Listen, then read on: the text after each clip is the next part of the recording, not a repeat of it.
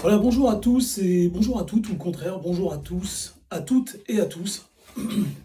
Donc je refais cette nouvelle vidéo pour parler de l'aspect physique en fait du projet Veine du désert.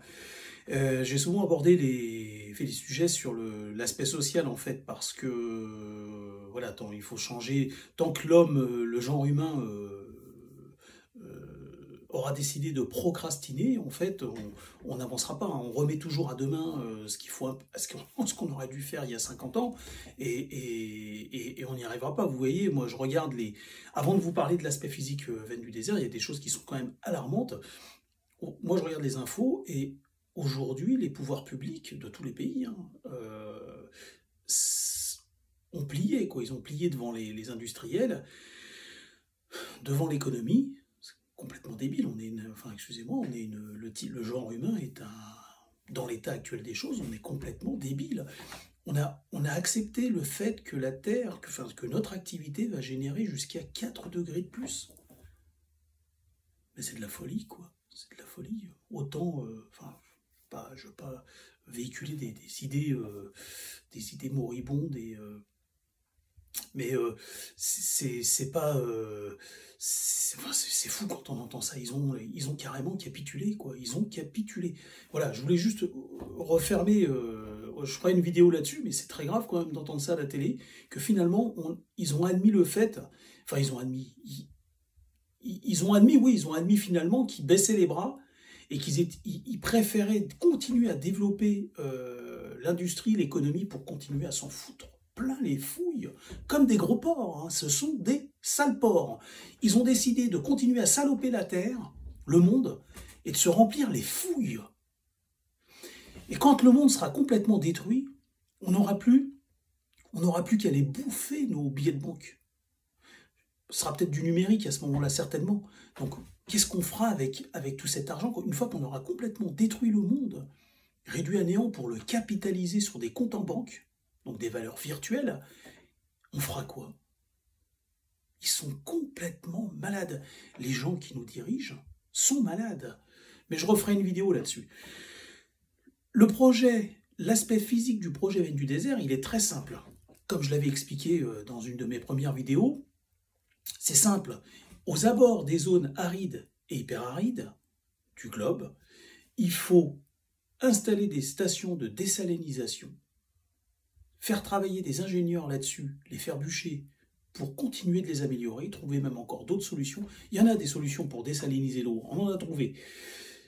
Acheminer par des pipelines au cœur des déserts de ces zones arides, dans des bassins de rétention en fait qui sont sous terre. Pareil, des ingénieurs vont s'en occuper. C'est pas, moi je peux pas le faire, c'est pas ma connaissance, c'est pas mon domaine.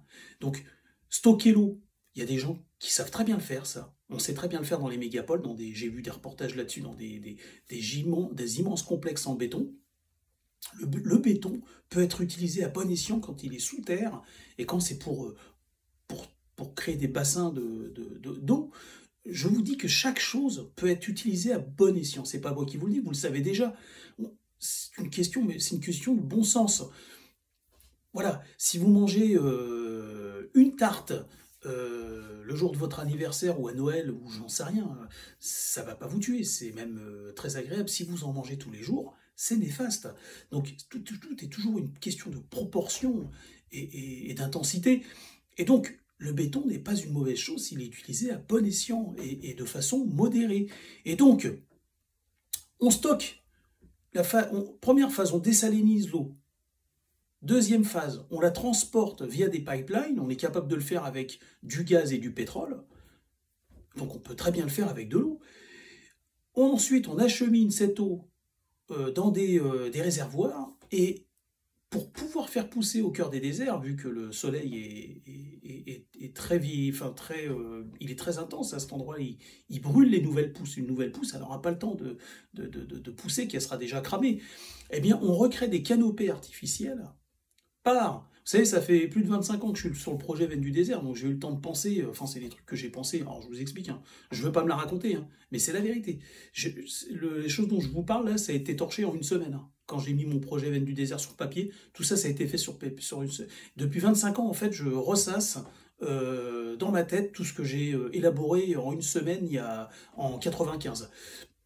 Fin 96, peut-être début de 96, je me rappelle plus, c'était en 96, c'était plus en 95 qu'en 96, parce que j'avais un pote qui s'appelait Grégory Santin, et qu'on appelait Gouli à l'époque, et il avait trouvé mon idée assez remarquable, et il était entièrement d'accord avec moi. Ça m'avait fait vachement plaisir, parce que Grégory était quelqu'un d'assez matérialiste à l'époque, hein. À l'époque, il était vachement basé sur la SAP et tout, et quand je lui avais parlé du projet Veine du désert, il avait complètement décroché le matérialisme, et on voyait il était très intéressé par l'avenir du monde, en fait, finalement. Vous voyez, il y a des gens comme ça qui des fois, ont besoin pas d'un éveil, mais d'un déclic, en fait. Comme moi, hein, je suis pas différent de vous, de tous. Euh, Ce sont des déclics, hein, qui m'ont fait. Moi, j'ai pensé au projet Veine du désert, parce que je voyais que le monde autour de moi se détériorait, quoi. Donc, pour en revenir à l'aspect physique du projet Veine du désert, ensuite, on crée des canopées d'à peu près 60-70 mètres d'eau. Et ces canopées, en fait, ce seront des éoliennes, mais au lieu d'être verticales, elles seront horizontales. Et elles auront une possibilité d'inclinaison. Et en haut, donc sur ces grandes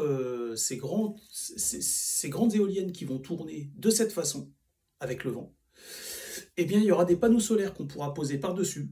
Donc, elles pourront générer en plus du vent, de l'action, je ne sais plus comment on appelle ça, l'action du vent, c'est les hectopascales, non, je ne sais pas, ou les bars, non, je ne pense pas que ce soit, les bars, c'est la pression. Je ne sais plus comment on appelle la force du vent, je ne sais pas si c'est hydraulique. En tout cas, par-dessus ces canopées artificielles qui ressembleront à des grands parasols, mais beaucoup plus plats, il y aura des panneaux solaires par-dessus le marché. Donc, mais non, ils ne feront pas que ça, ils produiront de l'ombre. Pardon, je viens de boire un café, j'ai rien mangé de la journée, excusez-moi, j'ai des bulles d'air qui remontent. Et donc, elles auront plusieurs vocations, en fait, ces éoliennes. Elles feront parasol pour faire de l'ombre.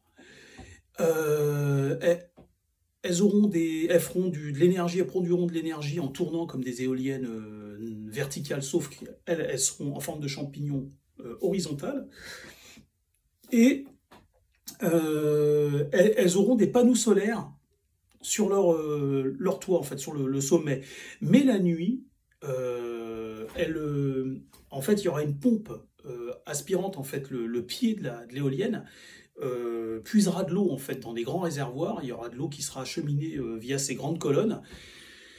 Et la nuit, il y aura une pluie, en fait, qui tombera de ces grands parasols, en fait. Donc une pluie qui viendra arroser les jeunes pousses qui seront protégées par le... Et donc, vous avez compris donc, le truc. Donc s'il y a des ingénieurs qui m'écoutent, peuvent concevoir encore mieux que moi ces choses en reprenant mon travail et en l'améliorant. Donc, il y aura des fermiers, en fait, qui feront pousser dans les départs, on va faire pousser des arbres qui s'acclimatent à la chaleur, donc des manguiers, par exemple. Moi, je suis pas, encore une fois, je suis pas un spécialiste en arbres, mais des manguiers, des noix de cajou, des avocats peut-être, des avocatiers, je sais pas comment on dit.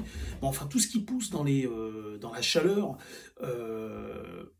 on pourra commencer à faire pousser des choses. Et en contrepartie, on partage avec le vivant, en fait, avec la faune et la flore, et les eaux usées qui seront utilisées par les fermiers, en fait. Ah oui, au fait, dans les bassins de rétention, en fait, il y aura des parcs à truites. Moi, je dis truites parce que je suis européen, mais ça peut être d'autres poissons, hein. Ça peut être d'autres poissons d'eau douce, hein. Donc, il y aura des poissons d'eau douce qui seront élevés dans les grands bassins dans lesquels on préservera l'eau pour alimenter les arbres, certainement avec des filtres pour la nettoyer ou pas. On trouvera des astuces. Et en fin de parcours, il y aura des bassins de retraitement, en fait, pour créer des grandes étendues d'eau, en fait. Au début, elles ne seront pas immenses, ce sera des étangs, et de fil en aiguille, des étendues d'eau de plus en plus grandes, et toujours protégées aussi par la morsure du soleil.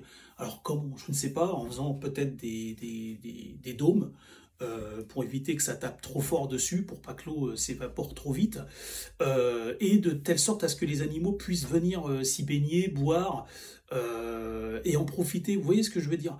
C'est ça le projet Veine du désert. C'est une forme de vie intelligente doit investir, et seulement investir les zones arides et hyper-arides de la planète qui l'abrite pour pouvoir sublimer son existence, être le gardien du monde. Parce que, comme je vous l'ai dit sur une vidéo précédente, on s'est dit, mais quelle est la place de l'homme?